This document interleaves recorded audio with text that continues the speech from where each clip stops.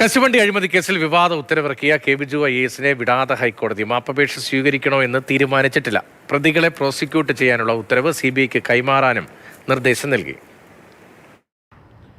കശുവണ്ടി അഴിമതിയിൽ കോടതിയലക്ഷ്യ നടപടി നേരിടുന്ന കെ ബിജു IAS കാര്യത്തിൽ കടുത്ത നിലപാടിലേക്ക് ഹൈക്കോടതി പോവുകയാണ്. മാപ്പപേക്ഷ നൽകിയെങ്കിലും കെ ബിജുവിനെ കോടതിയലക്ഷ്യ നടപടിയിൽ നിന്ന് ഇപ്പോൾ ഒഴിവാക്കാൻ കഴിയില്ല എന്ന നിലപാടിലാണ് ഹൈക്കോടതി മുന്നോട്ട് പോകുന്നത്.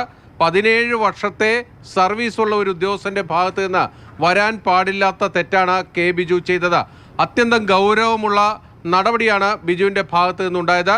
കോടതിയെ അധിക്ഷേപിച്ച് ഉത്തരവിറക്കുക മാത്രമല്ല ചെയ്തത്, ആ ഉത്തരവ് കേസിലെ പ്രതിക്ക് കൈമാറി പ്രതി ആ ഉത്തരവ് വെച്ചുകൊണ്ടൊരു വാർത്താ സമ്മേളനം നടത്തുകയും കോടതിയെ അധിക്ഷേപിക്കുന്ന ഭാഗങ്ങൾ പരസ്യപ്പെടുത്തുകയും ചെയ്തു.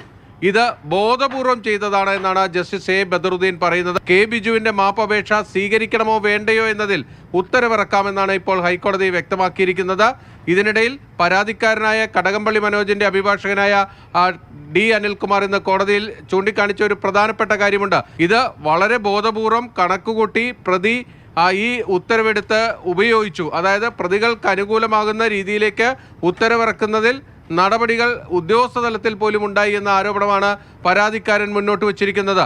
ഇതിനിടയിൽ ഇതുവരെ കോടതിയിൽ ഇല്ലാതിരുന്ന CBI കൂടി ഇന്ന് രംഗത്ത് വന്നു എന്നത് പ്രധാനപ്പെട്ട ഒരു കാര്യമാണ്. കോടതിയിലെത്തിയ CBI അഭിഭാഷകൻ പറഞ്ഞത്, ഞങ്ങൾക്ക് ഈ ഉത്തരവിൻ്റെ പകർപ്പ് കിട്ടിയിട്ടില്ല, ഉത്തരവിൻ്റെ പകർപ്പ് ഞങ്ങൾക്ക് വേണം എന്ന ആവശ്യം മുന്നോട്ട് വെച്ചു. എന്തായാലും ഇതിലെ കോടതിയലക്ഷ്യ നടപടികളിൽ കടുത്ത നിലപാടിലേക്ക് ഹൈക്കോടതി പോകുന്നു എന്ന സൂചനകളാണ് പുറത്തേക്ക് വരുന്നത്. INTUC നേതാവ് R ചന്ദ്രശേഖരൻ മുഖ്യപ്രതിയായിട്ടുള്ള കശുവണ്ടി അഴിമതിയിൽ UDF സർക്കാരിൻ്റെ കാലത്ത് പ്രോസിക്യൂഷൻ അനുമതി നൽകിയത് പ്രതികൾക്ക് അനുകൂലമാകുന്ന രീതിയിലുള്ള സാഹചര്യങ്ങൾ ഒരുക്കിയ ശേഷമാണ് എന്നതാണ് ഏറ്റവും പ്രധാനപ്പെട്ട വിമർശനം. കൊച്ചിയിൽ നിന്നും ബിനിൽ, മാതൃഭൂമി ന്യൂസ്.